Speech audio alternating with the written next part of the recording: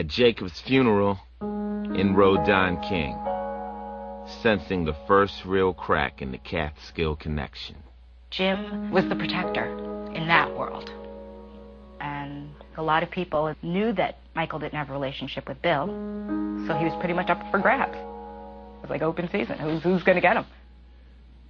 Jim, you know, why didn't you let us know? Like, why didn't you prepare us, you know?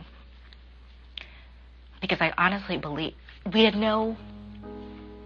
weren't prepared for Jim's death. And he hadn't prepared us for what was going to happen. Give me that. Greed reaches at the deepest core of people. It reaches deep at them, and they're fighting for me and stuff and all that crap. And then that made it easy for Don King to sneak in, and he used, and he got me good. He was pretty good. He's a very interesting individual.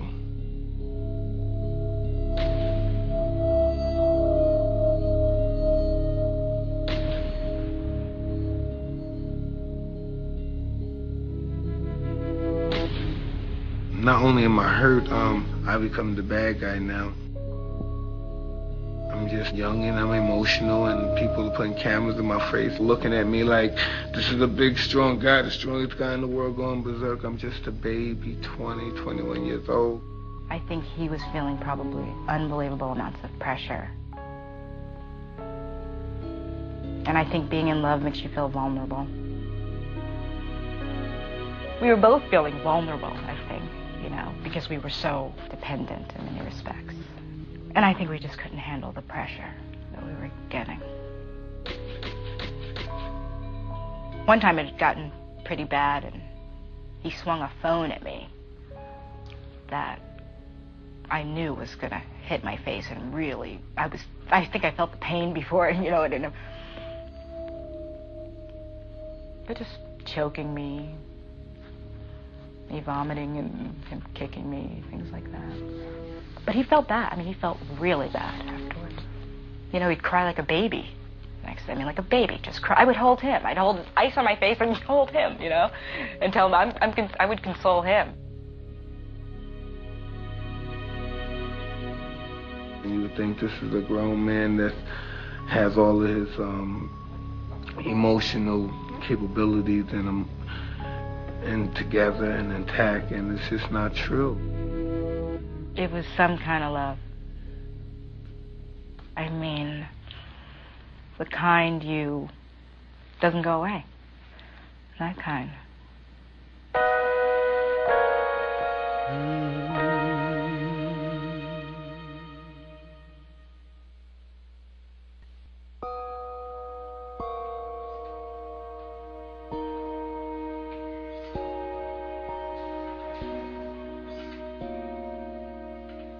I don't know why I wanted to be a renegade in any way. I was just living my life, being Mike Tyson, doing what I want to do, just being rebellious. I just wanted the taste of that world, you know what I mean? I wanted that forbidden fruit that everyone else had. But those ordeals, and you say, whoa. Sometimes it's so ironic. Sometimes I think about things that when I was 20, at 21, and I used to get so nervous. I thought, oh God, what was on my mind? What was I thinking when I was doing that? I want to accomplish greatness. I want to, you know, that's what me and Cus planned to do when we first started. You know, I want to get some closure with myself and get some kind of greatness. I popped on the scene and made it, and the realer I became to myself, the more phony everything else was around me. You know, I'm a great manipulator. You have to understand, in order to be the greatest fighter in the world, you have to be the greatest liar in the world. Deep down inside, I think I'm just an actor, entertainer crying out. You know, I'm doing it in the ring. Ah! I don't know what the hell I am. I'm a nut.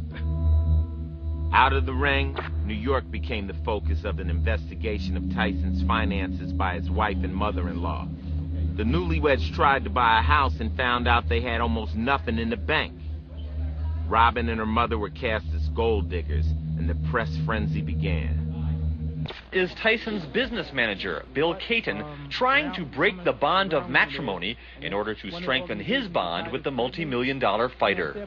In many respects, Bill tried to throw up smoke screens for what the real issue was. Robin Givens demanded an accounting of her new husband's worth. The Sphinx fight was supposed to be Mike Tyson's crowning achievement, the richest fight in history, nearly overshadowed by tabloid journalism. Robin miscarried their first child just 2 weeks before the fight. Mike was devastated. Robin was accused of lying about the pregnancy. But the show went on. At least it did for 91 seconds.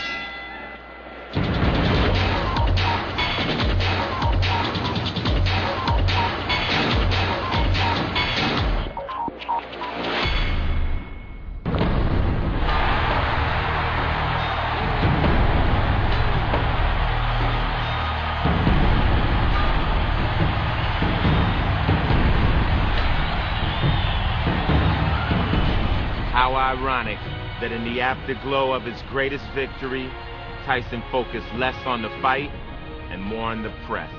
I wasn't really appreciative of what you guys, quote, the reporters, did to me. Building up to this fight, you tried to embarrass me, you tried to embarrass my family, you tried to disgrace us, and as far as I know, this might be my last fight. Mike would say goodbye to the Catskill connection. Goodbye to the gym where he was born as a fighter. Goodbye to the men who had shaped and molded him. Goodbye to Kevin Rooney, his trainer. He had climbed the mountains and fulfilled Cuss's dream. But the man wasn't satisfied with what he had found.